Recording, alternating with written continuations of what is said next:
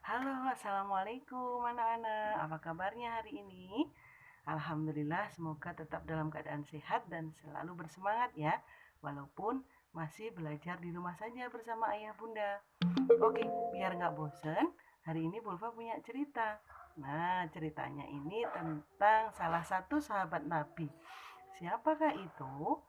Nah, banyak sekali sahabat Nabi yang anak-anak tahu ya. Nah, ini adalah salah satunya. Nah, salah satu sahabat ini termasuk dalam empat kategori pemimpin setelah kepemimpinan Nabi Muhammad.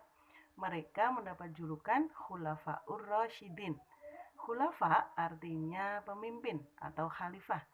Sedangkan Rasyidin artinya orang-orang yang mendapatkan petunjuk. Jadi, artinya Khulafaur Rasyidin adalah para pemimpin yang mendapatkan petunjuk dari Allah Subhanahu wa taala. Baik, tokoh yang akan Bulfa ceritakan yang pertama adalah tentang Abu Bakar As-Siddiq.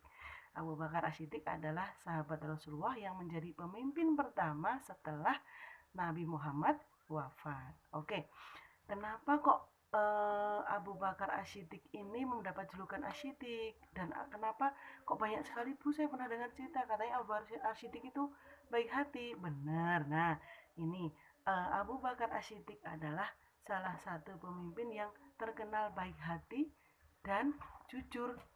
Bahkan beliau itu Abu Bakar ini selalu membenarkan apapun yang disampaikan oleh Nabi Muhammad.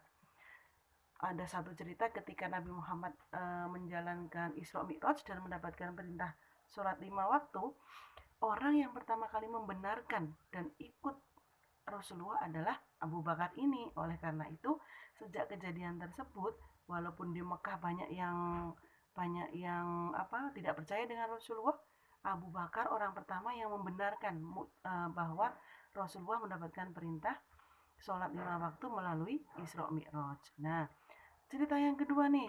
Nah, Abu Bakar juga mendapat julukan pemimpin yang baik hati. Nah, ceritanya tuh begini.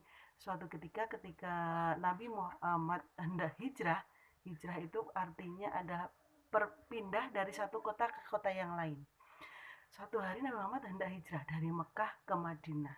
Nah, Abu Bakar menemani Nabi Muhammad untuk berjalan hijrah. Karena saking jauhnya hijrah itu berjalan kaki, Nabi Muhammad dan pasukannya kelelahan semua. Hingga akhirnya suatu ketika Nabi Muhammad mengajak para pasukannya itu untuk istirahat dulu. Mereka beristirahat di sebuah gua yang bernama Gua Sur. Nah, karena Nabi Muhammad sangat kelelahan, Abu Bakar ini sangat perhatian, sangat menyayangi Rasulullah. Dan ketika sudah sampai di Gua Sur, Abu Bakar ini Abu Bakar ini menyiapkan tempat tidur untuk Nabi Muhammad. Dibuatkan dari bahan-bahan rumput-rumput yang kering gitu. Dibuat senyaman mungkin hingga Nabi Muhammad itu tidak kelelahan lagi untuk istirahat.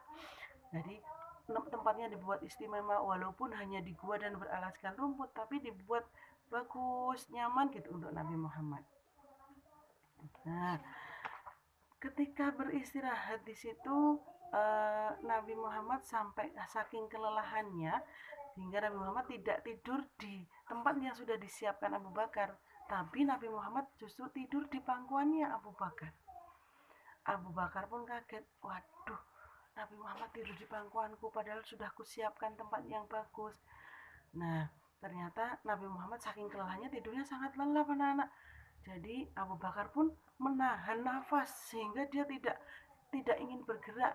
Dia tidak mau banyak bergerak sehingga membangunkan Nabi Muhammad. Lalu ketika Nabi Muhammad masih tidur di pangkuannya Abu Bakar, Abu Bakar melihat bahwa di gua itu ada lubang kecil, lubangnya sangat kecil sehingga apa ini seekor ular akan masuk ke gua itu. Nah, Abu Bakar bingung gimana ini Nabi Muhammad sedang tidur di pangkuanku. Padahal ada ular mau masuk. Tapi Abu Bakar tetap bertahan. Dia menahan walaupun ular itu masuk, dia pura-pura diam. Dia diam dan sampai Nabi Muhammad itu biar tidak terbangun. Dan ular itu pun berhasil masuk ke dalam gua. Nah, dan apa yang terjadi anak-anak? Saking sayang sama Nabi Muhammad, Abu Bakar rela digigit ular itu untuk melindungi Nabi Muhammad agar tidak terbangun dari tidurnya. Anak-anak tahu, saking capeknya Nabi Muhammad, kakinya Nabi Muhammad itu sampai bengkak. Karena apa? Jalannya itu dari Mekah sampai Madinah itu jauh. Itu di tengah jalan tuh kakinya Nabi Muhammad udah bengkak. Makanya saking capeknya Nabi Muhammad tidur di pangkuannya Abu Bakar. Lah saking sayangnya Abu Bakar nggak berani tuh. Kalau gerak dikit kan nanti Nabi Muhammad terbangun. Akhirnya Abu Bakar rela kakinya itu digigit oleh ular tersebut. Sehingga Abu Bakar itu, nah ularnya ini ular berbisa. Sehingga Abu Bakar itu apa sampai kena racunnya. Abu Bakar menahan sakit sampai menangis, tapi dia bertahan agar Nabi Muhammad tidak terbangun. Nah, sampai beberapa waktu akhirnya Nabi Muhammad terbangun, dan Nabi Muhammad pun terharu memeluk Abu Bakar dan mengobati lukanya Abu Bakar yang digigit ular tadi. Nah, itulah yang menjadikan Abu Bakar itu mendapat julukan pemimpin yang baik hati, karena saking, kalau kita kan kalau ada ular udah lari duluan ya, takut. Nah ini Abu Bakar tuh sampai rela digigit ular berbisa, kena racun untuk melindungi Nabi Muhammad. Nah, gimana ceritanya? Seru kan? Nah, ini hari ini kita cerita tentang Abu Bakar. Yang pertama tadi Abu Bakar yang orang yang mudah dipercaya dan membenarkan. Dia mendapat julukan As-Siddiq yang artinya membenarkan kisah Rasulullah. Dan yang kedua, Abu Bakar yang baik hati, menjadi teman, sahabat, dan pasukannya Rasulullah. Nah, demikian dulu cerita dari Bu Ulfa ya. Tugas anak-anak nanti membuat cerita yang Bu Ulfa sampaikan ini diceritakan ulang menurut bahasamu sendiri, ditulis di buku tugas ya.